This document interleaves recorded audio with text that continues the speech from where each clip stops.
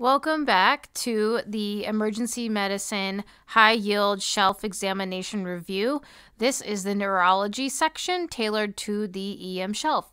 So with that being said, the Glasgow Coma Scale is a grading system that we use to determine how severe someone's coma is. You will have 1 to 2 questions on your shelf exam of pure calculation. So for eye-opening, you get a 4 for spontaneous, and then it goes down to 3, you respond to verbal stimuli, 2 to pain, and then 1, none. Then you go to verbal, 5's oriented, 4 confused, 3 inappropriate, 2 incoherent, 1 is none. And then motor, 6, they follow commands, 5 localized to pain, 4 withdrawal from pain, 3 is flexion to pain or decorticate, 2 extension to pain or decerebrate, and 1 equals none. So you will calculate this Glasgow Coma Scale grading of equal to 8 or less than 8, go ahead and intubate, okay? That's going to be a big one for you. In comatose patients, there are brainstem reflexes you can check. Cold calorics test the oculovestibular reflex. You position the comatose patient supine and irrigate the ear with ice cold water. If the brainstem and cortex are intact, then the nystagmus with the fast component goes to the opposite ear. If the brainstem is injured, there's no eye deviation present. If the cortex is injured but the brainstem is intact, the eyes deviate toward the cold ear. Then the doll's eyes, which is the oculocephalic reflex, is done only in comatose patients without concern for C-spine injury, and that's because you're moving their head, which indirectly moves their neck, right? So if the brainstem is intact, the eyes move in opposite direction of the head. If the brainstem is injured, the eyes stay fixed. When you're approaching seizures, there's a few important things we need to know. There's simple versus complex. Then we also have Todd's paralysis. We need to address status epilepticus and the treatment, febrile seizures, and then some things that we need to be on the lookout for in the instance that they are post-ictal status post-seizure. So seizure in general is simple. And that means that there's no loss of consciousness. Complex is more of temporal lobe involvement, and there may be loss of consciousness. Todd's paralysis is focal transient weakness following a seizure, and that's significant because it makes it difficult to differentiate from an acute stroke. Status epilepticus is continuous seizure activity greater than 5 minutes or back-to-back seizures with no interictal period. The most common trigger is subtherapeutic drug levels. Patients may continue to have EEG detected electrical discharges even after tonic-clonic movements have ended. You want to monitor EEG activity if the patient is paralyzed for intubation to ensure they're not seizing. You first want to address the airway, breathing, and circulation. Get a bedside glucose, rule out any other reversible seizure mimics, such as hypoglycemia, for example. You want to start a benzodiazepine, get IV access if you haven't gained it already, and then if it is a woman of childbearing age, remember that preeclampsia can present as far out as 6 weeks postpartum, so in these cases, you want to start magnesium. Not only does the literature vary on which agents to use, first through third line, but each hospital has their own preference as well. So as a general rule of thumb, this is what you want to follow for the boards. You want to do benzodiazepines and then non-benzo meds like fosphenytoin, phenytoin, and levetiracetam, and then finally propofol, all while hunting for reversible causes like infections, eclampsia, preeclampsia, osteniazid toxicity, hyponatremia, alcohol withdrawal, and cyanide. Febrile seizures occur between 6 months and 6 years of age. The simple lasts less than 15 minutes with no focal features. Complex lasts greater than 15 minutes and have focal features. Indications for lumbar puncture are meningeal signs that are present, a child less than 12 months of age with no Hib or strep pneumo immunizations, and then also if they have a febrile status epilepticus. These kiddos are at high risk for recurrent febrile seizure and are at higher risk of epilepsy than the general population. Risk factors for recurrent seizure are age less than 1 year old, lower temperature at the time of seizure, shorter duration of fever before seizure, positive family history of febrile seizure, complex febrile seizure. Antiepileptics are not indicated after febrile seizure. Neurogenic pulmonary edema presents as a post-ictal patient who is hypoxic and has a rails on examination. You want to consider this entity and treat like other cases of pulmonary edema. A vagus nerve stimulator is an implantable device that is used to prevent seizures by providing intermittent stimulation of the left vagus nerve. Placing a magnet over one can deliver extra stimulation in the event that the patient feels a seizure is coming on. Upper motor neuron lesions. The patient's going to have a normal muscle mass, hyperreflexia, and spasticity and clonus.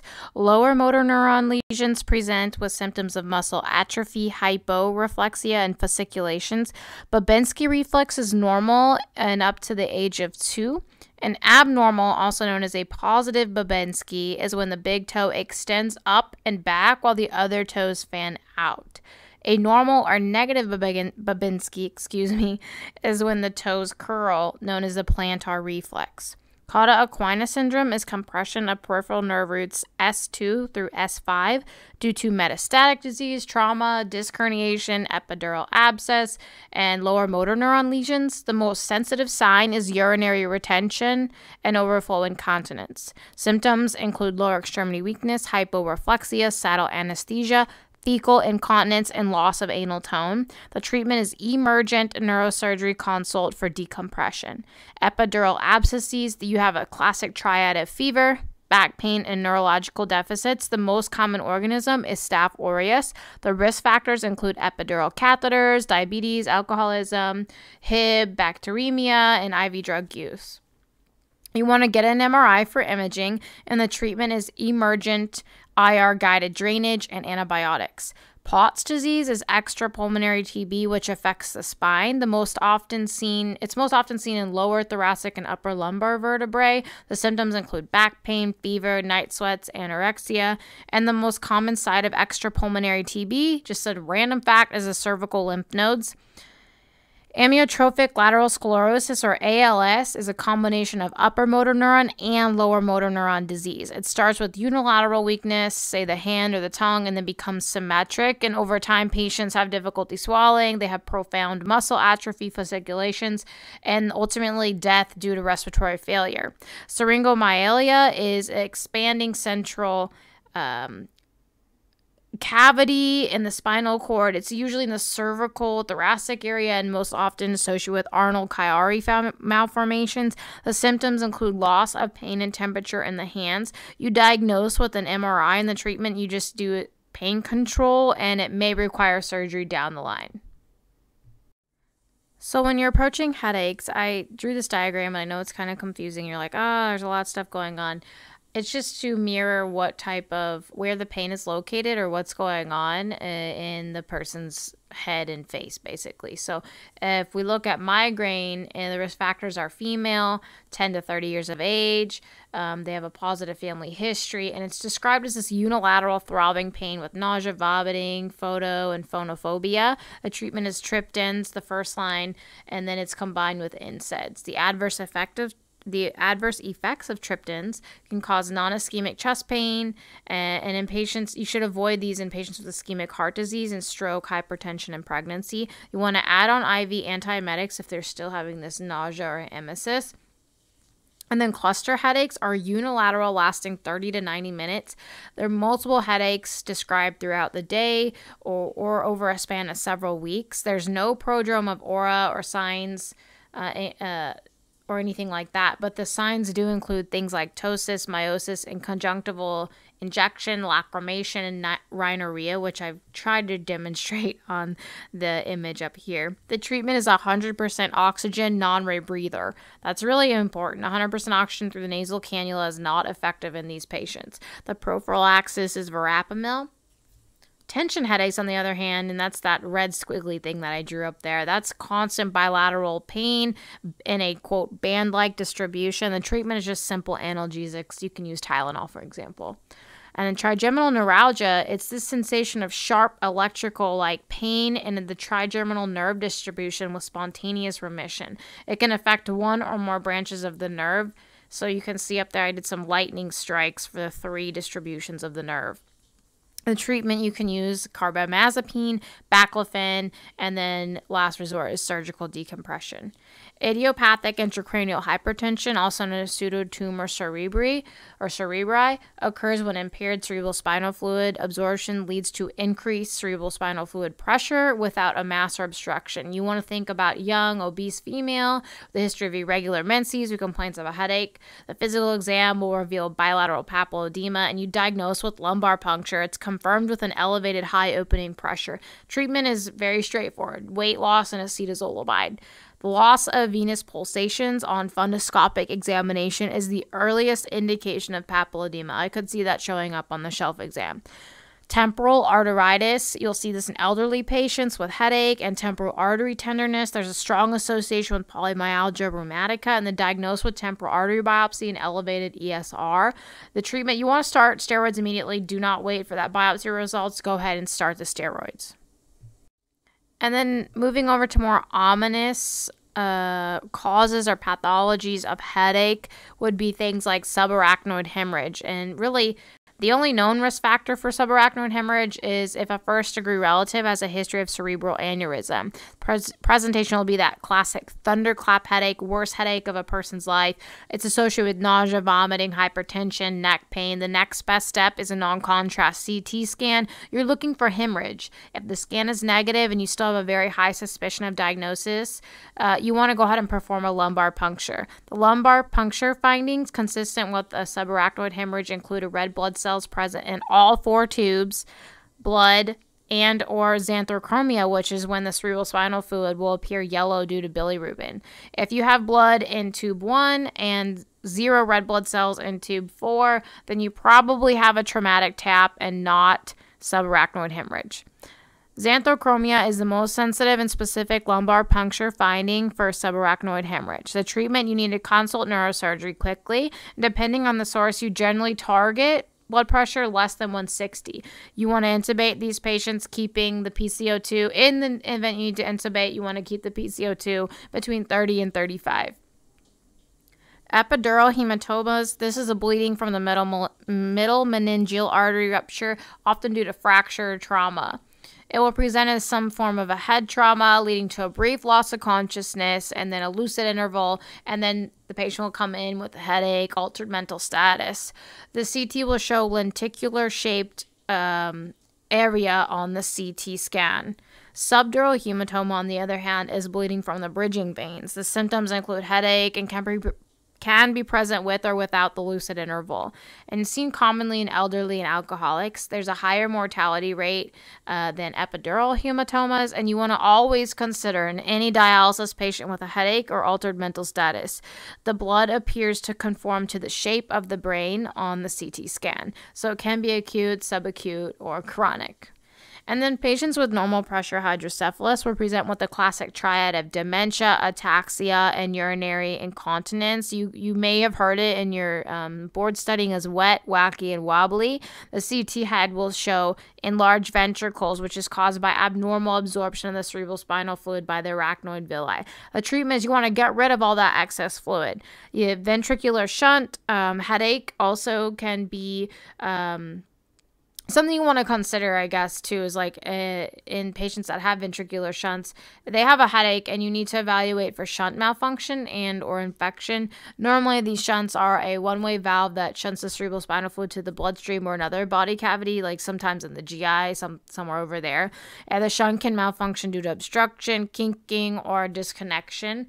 And then headaches due to brain tumors are classically worse in the morning. I'll repeat because that's going to probably be on your test. Headaches due to brain tumors are classically worse in the mornings. And then very briefly, pituitary apoplexy is due to impaired blood supply to the pituitary in the setting of a pituitary tumor. So the most common initial symptom is just a sudden onset of headache, and then it will compress at the optic chiasm, which will lead to those visual field deficits. It's associated with adrenal insufficiency, and the treatment is hydrocortisone surgery. Ring-enhancing lesions on CT with contrast think about toxoplasmosis. Now, I want to move more into the meningeal stuff because that you're going to see that on your test. So the most common cause of bacterial meningitis is strep pneumo. In newborns, you want to think of group B strep, E. coli, and listeria. In infants and kiddos, you want to think of strep pneumo, Neisseria meningitidis, H. flu. In adolescents and young adults, you want to think of N. meningitis and strep pneumo. And then in older adults, strep pneumo and meningitis and listeria. In empiric treatment of adults, you want to do vanc and ceftriaxone. And then in adults greater than 50, because they have listeria, you want to add on ampicillin to cover that. For neonates, use ampicillin and gentamicin. And then anyone with a fever and stroke-like symptoms, you want to think about encephalitis. MRI and lumbar puncture will be diagnostic and empiric. Treatment with IV and acyclovir can be started while results are pending for your encephalitis workup. And then, I tried to color code this a little bit, but basically for bacterial meningitis, you want to see things like opening pressures elevated, proteins elevated, glucose is decreased, while viral cases have normal to high opening pressures, low protein, normal glucose, with a predominance of lymphocytes. And then fungal and TB, you're going to see very high opening pressures for the fungal cases, slightly elevated protein, slightly decreased glucose, and a presence of lymphocytes. So hopefully that color coding will help you as you're studying. There's some neuromuscular disorders that you may be tested on for your ER shelf. You want to think of a patient with neurological deficits that are separated by time. Think MS. The pathology is demyelination of multifocal areas of the central nervous system, leading to the pathognomonic bilateral internuclear ophthalmoplegia. So basically, that's when you're looking left, the right eye will not adduct, and looking right, the left eye will not adduct. And then the abducens nerve will cause diplopia. The treatment of an MS flare is high-dose steroids, often methylpred, 1 gram IV Q day for 3 days.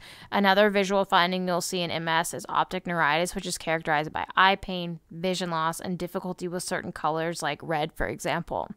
The treatment for optic neuritis is also IV steroids. So basically, just as a general rule of thumb, MS is one of those rare times where you're going to go ahead and use IV steroids. Those are better in these MS patients than oral. Guillain-Barré is an autoimmune demyelinating disease with presentation of ascending paralysis. You will see a loss of deep tendon reflexes. That's pretty classic. And as the paralysis ascends, it can even affect the diaphragm. So you want to consider intubation in these patients with a FVC less than 15 milliliters per kg, a PaO2 of less than 70. If they have aspiration risk, they have difficulty with breathing, swallowing, or speech. The treatment is supportive care and IVIG. Remember, botulism toxin prevents acetylcholine release, so you want to look for early ocular involvement, things like ptosis, fixed and dilated pupils, diplopia, blurred vision, and photophobia. There is a lack of pupillary light reflex and a loss of deep tendon reflexes. The classic presentation in kiddos is they're getting into that honey jar, remember?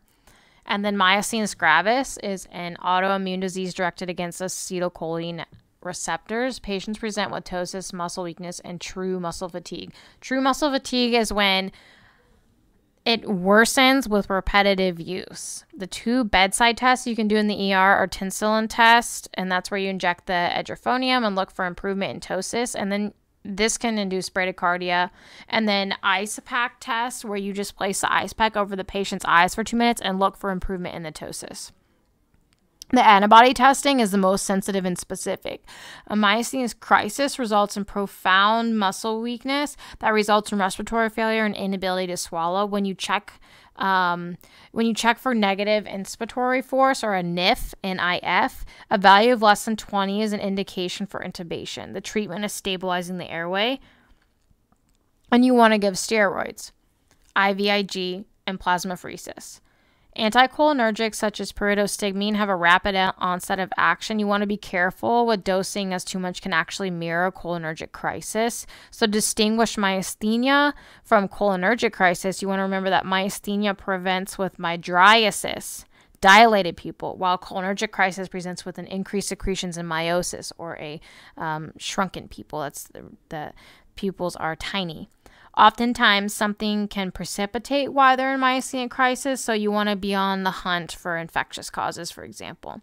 And then Lambert-Eaton is an autoimmune disease with failure of release of acetylcholine from the terminal axons of the motor neurons, often associated with small cell lung cancer.